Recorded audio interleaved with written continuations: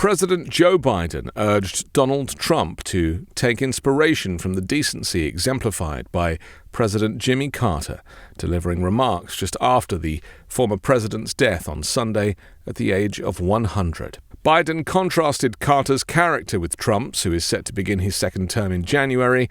When asked what Trump might learn from Carter, Biden responded emphatically, "Decency, decency, decency." Can you imagine Jimmy Carter walking past someone in need and doing nothing, Biden asked, or referring to someone based on how they look or speak? "I can't," he said. Biden reflected on Carter's legacy for 9 minutes, calling him a humanitarian, a personal friend, and a remarkable leader. He praised Carter's values as their influence on America's global image, adding, "The world looked to him, and he was worth looking to." Trump, who clashed with Carter publicly in the past, issued a more conciliatory response. In 2 statements, he praised Carter as a truly good man and a consequential president. "While I strongly disagreed with him politically, I respected his love for America and his hard work to make it a better place," Trump wrote on Truth Social. The tone marked a shift from Trump's remarks during Carter's 100th birthday in October, when he joked during a campaign stop in Wisconsin that Carter was the happiest man because Biden's presidency had made his own appear brilliant by comparison. The 2 leaders had a history of mutual criticism. In 2019, Carter suggested Russian interference had aided Trump's 2016 win, prompting Trump to dismiss Carter as a nice man but a terrible and forgotten president. Later that year, Carter warned that a second Trump term would be a disaster. Following Jimmy Carter's death, Joe Biden continued to honor his legacy, describing him as a man who had lived a life measured not by words, but by deeds. He highlighted Carter's humanitarian achievements, including his 2002 Nobel Peace Prize, and said Jimmy Carter stands as a model for what it means to live a life of meaning and purpose. We could all do well to be a little more like Jimmy Carter. Carter's state funeral is set for January 9th at the Washington National Cathedral. Flags will be flown at half-staff, up to and including on the day of Trump's inauguration. Jimmy Carter, awarded the Nobel Peace Prize for his global human rights work, passed away in hospice care on Sunday at his home in Plains, Georgia, where he lived with his wife of 77 years, Rosalind Carter.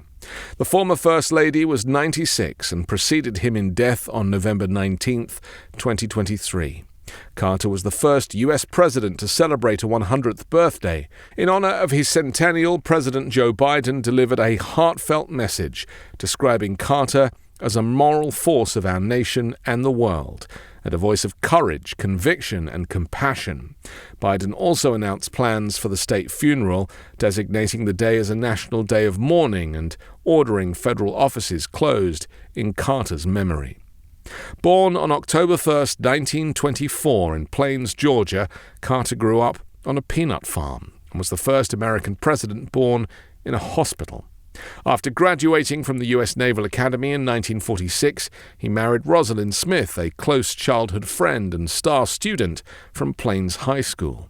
Carter, a Democrat, entered the national political stage by defeating incumbent Gerald Ford in the 1976 presidential election, running on a platform of integrity and transparency in the wake of the Watergate scandal. Serving 1 term, his presidency was marked by achievements like brokering the 1978 Camp David Accords, an historic peace agreement between Israel and Egypt, but also challenges such as the Iran hostage crisis and economic struggles at home. His famous 1979 Crisis of Confidence speech, often called the Malaise speech, despite never using the word, became emblematic of his presidency's struggles to rally the nation. After leaving the White House at age 56, Carter devoted the next 4 decades to humanitarian work, becoming one of the most revered ex-presidents in American history. Through the Carter Center, which he founded with Rosalind in 1982, he championed peaceful conflict resolution, election monitoring, disease eradication, and human rights advocacy.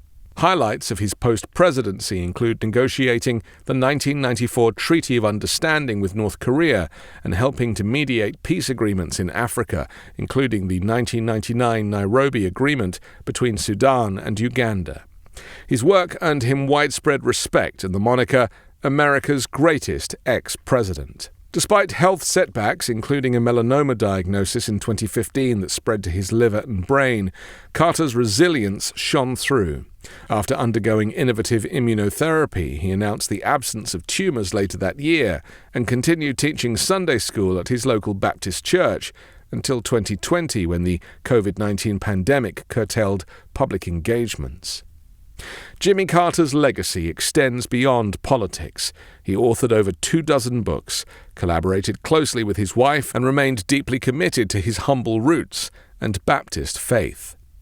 Bill and Hillary Clinton commemorated Carter's enduring impact, stating, "Guided by his faith, President Carter lived to serve others until the very end." Former President Barack Obama commemorated Carter, saying, "He taught all of us what it means to live a life of grace, dignity, justice, and service." Jimmy Carter's humanitarian contributions and the values he championed, compassion, integrity, and service, will remain an enduring part of his remarkable legacy.